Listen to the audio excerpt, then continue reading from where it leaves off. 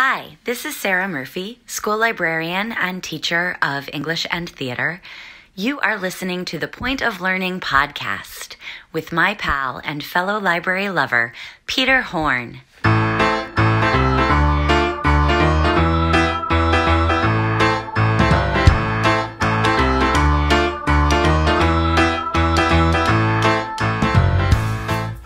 On today's show, the practice of listening. You have a moment where you hear something and you know you now hear it because you've learned how to listen for it. The practice of listening to music, in this case recorded music, can open us up to all kinds of things. It's permitting yourself to be vulnerable, which is, I think, a foundational component to sympathy, and I think it's a foundational component to allowing your mind to be changed. When we're really dealing with real problems and when we're really dealing with real human experience, we need to be open to transformation at any level.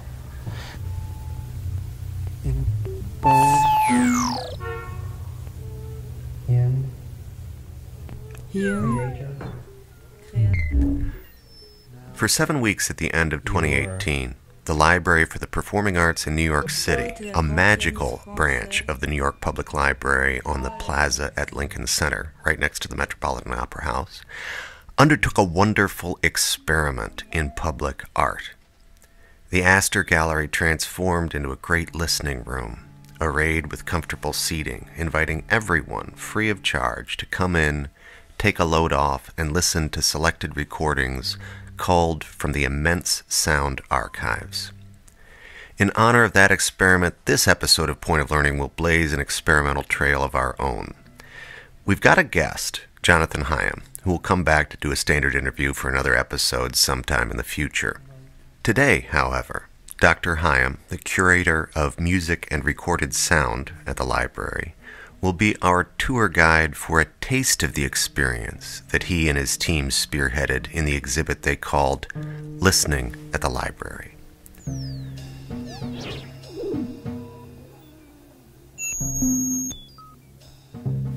Imagine a large room, clean and white, but very inviting. If you've ever entered the Library for the Performing Arts from 10th Avenue, you may know it as the Astor Gallery, but you may never have seen it quite like this. 9 immense beanbag chairs in various colors are arrayed like the squares of a tic-tac-toe board on a large area rug with thick gray shag.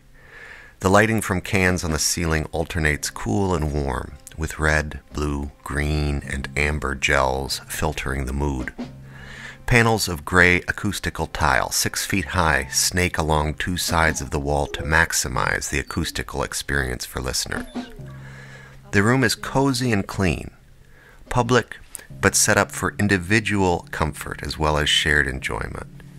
On 3 squat columns toward the front of the room sit 2 speakers and a record player that is not actually being used for playback, but helps to unify the feel of the space.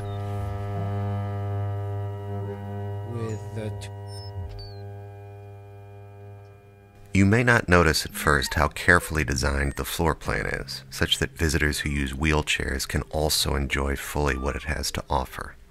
That's thanks to the skill of designer Caitlin Whittington, who made sure that the room would be comfortable for everyone who visited, which was important to the curators. Most people feel comfortable going into a space that they can feel safe and relaxed, and therefore be open to whatever experience.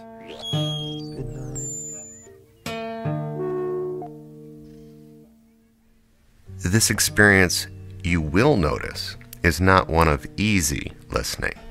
While there are plenty of popular tracks in the library's collection of 700,000 recordings, the offerings showcased in Listening at the Library were full of surprises and unusual challenges for your ear and brain. The week I visited featured work by late 20th century genius, composer, and performer Arthur Russell.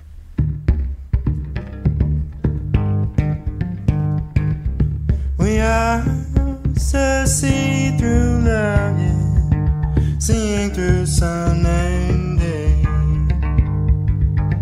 We are see-through, yeah. I want to note now my thanks to Steve Knutson of Audica Records and Tom Lee of the estate of Arthur Russell for allowing Point of Learning to use excerpts from these rare tracks. This one, called See-Through, begins with the composer singing and playing cello. But he keeps you on your toes.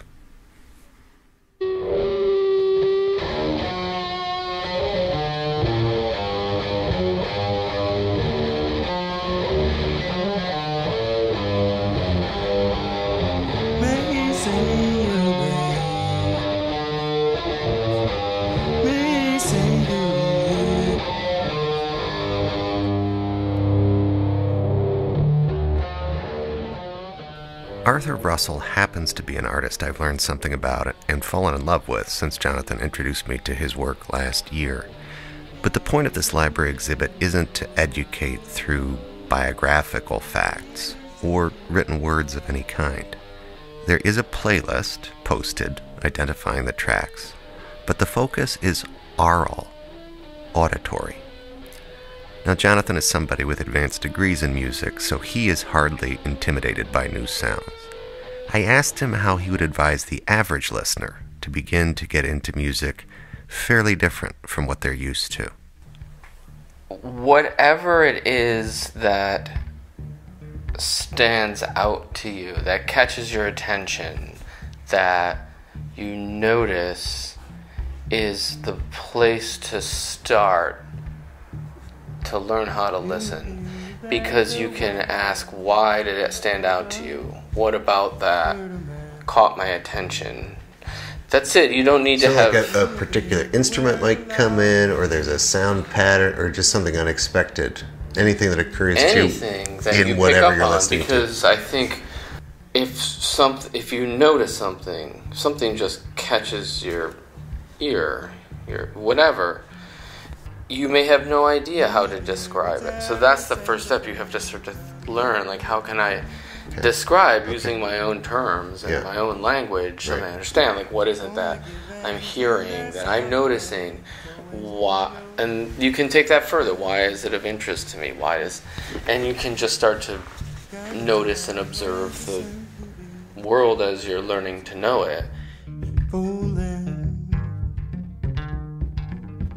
Around the side of the house where behind you can get up on. It makes a case for hope, for example, because it is a real experience you can have where things are to be sort of ancient about it, sort of revealed to you. You have a moment where you hear something and you know you now hear it because you've learned how to listen for it.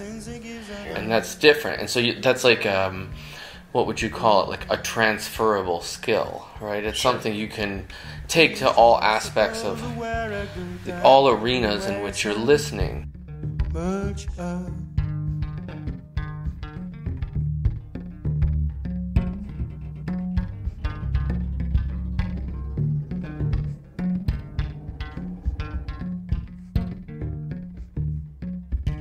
Let's hang out a minute in the listening room, shall we?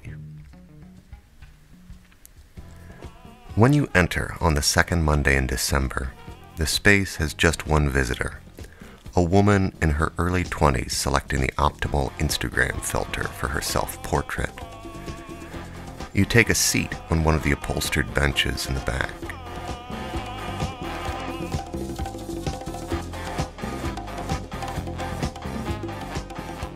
One hour later, a dance student from Juilliard across the street drops his backpack and nonchalantly flips himself onto one of the giant beanbag chairs. The young woman leaves as two sixth-grade girls charge wide-eyed into the center of the room, amazed that their trip with Mom to the library has taken this unexpected turn. You can't imagine this is the music they normally hear, but they seem totally into it. Soon they settle into homework while Mom checks her phone. After about 10 minutes, Mom sets down the phone, leans back into her beanbag, and, assessing that you, over here with your clipboard and notepad, are not much of a threat, closes her eyes.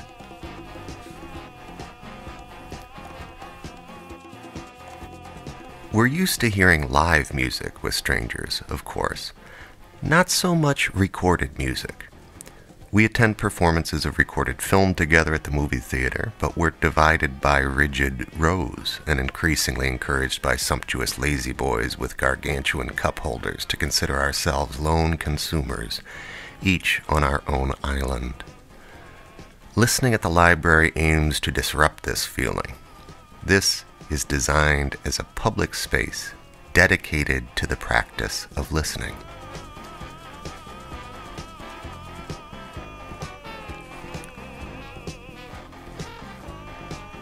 Featuring recordings from the New York Public Library's Rodgers and Hammerstein archives of recorded sound, among the largest and most diverse sound archives in the world. These playlists are drawn from 0.7 million recordings of spoken word, radio broadcasts, field recordings, live performance, and music found in the archives. According to the mission statement posted where you enter, listening at the library argues for the reinvigoration of a communal listening experience, one which encourages the safe and free exchange of ideas through sounds, and embraces the simultaneity of diverse worldview brought to the room by any given listener at any given time. I think the premise of that is simply to make space for people to listen in groups simultaneously, and listen to recorded sound, because it's a different experience than live performance.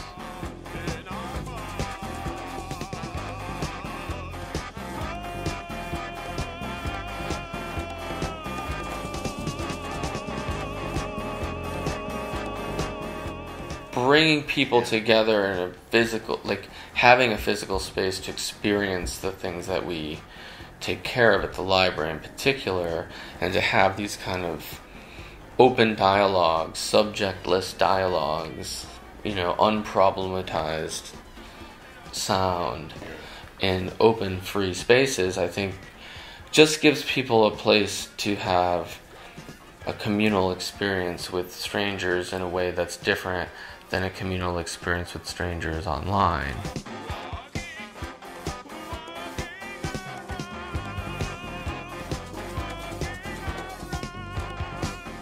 Think of, the most basic example is how we, put it in this context, how we consume commercial music.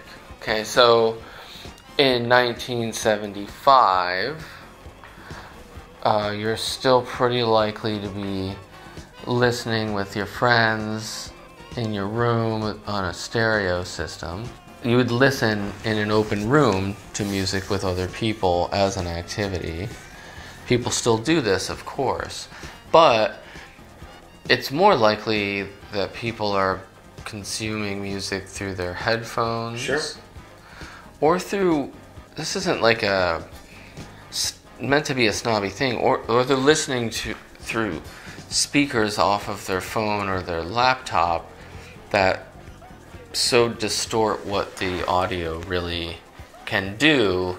It's kind of been reduced to a very singular experience in a way that doesn't necessarily interact in larger groups of people. So the notion of a hi-fi culture that existed, that experience was about open rooms with open speakers, recreating or creating the highest quality playback sound. And that was meant to be enjoyed in the open with others. Or by yourself. But, that was just because these guys are in their basement a lot anyhow.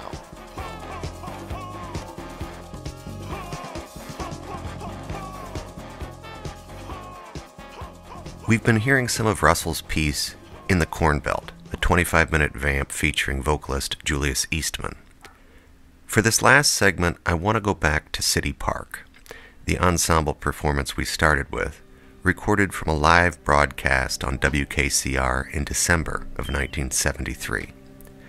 This is an early piece by Arthur Russell, which his composition teacher Charles Warrenan described as the most unattractive thing he'd ever heard.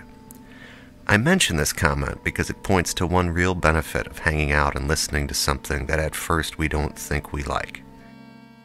It is absolutely, as Jonathan said, a transferable skill, one very helpful when we're talking politics or other areas of shared concern.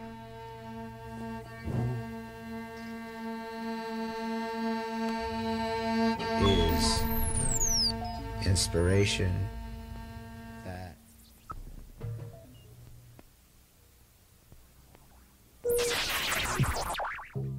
it's permitting yourself to be vulnerable, which is, I think, a foundational component to sympathy, and I think it's a foundational component to allowing your mind to be changed.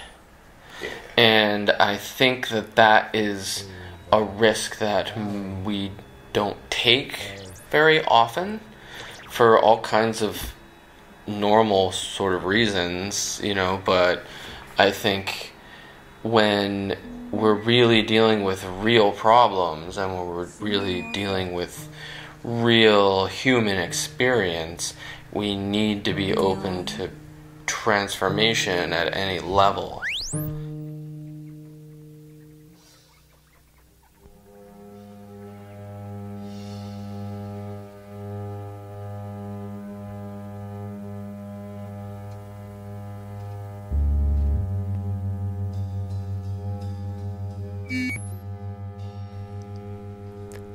I asked Jonathan to compare the skills involved in really listening to music versus really listening to people.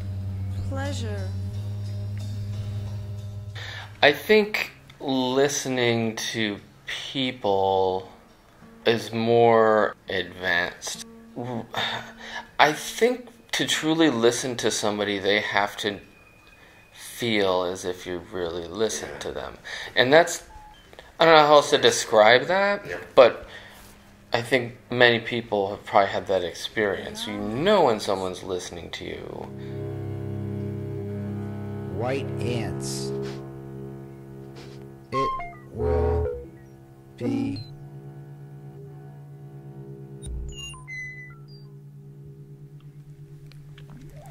We're going to be just a couple more minutes here, after which I'll provide fuller gratitude. But let me take a moment now to thank you for joining us on this quick trip listening at the library.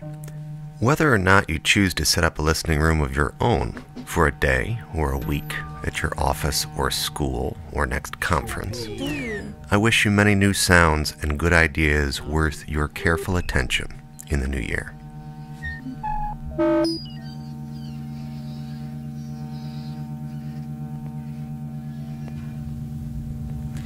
Nothing.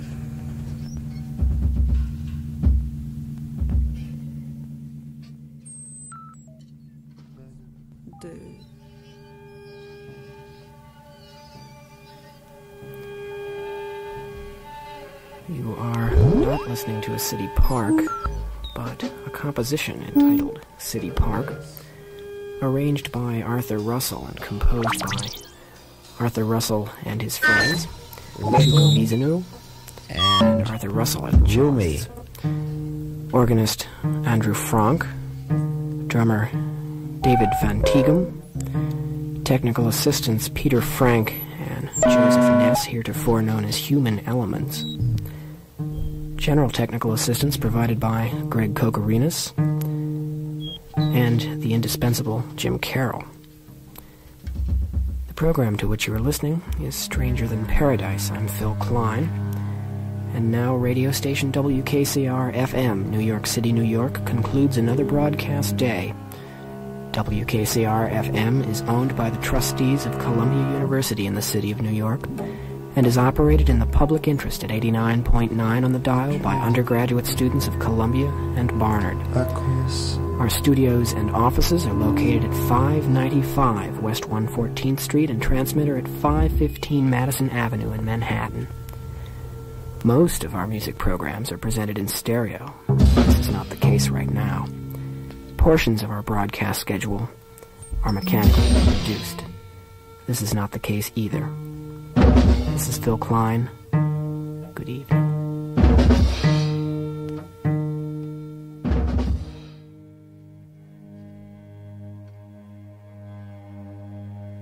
That's what we came up with. Something simple, something inviting, something that people could come in, and no matter what was playing, it didn't matter. They can sit there and listen, because it's meant to just let people sit there and be themselves and listen to this. And sometimes they interact, sometimes they don't, but everybody is able to sit there and nobody beats anybody up or screams or turns their back on them. So there's something to that. Acceptant.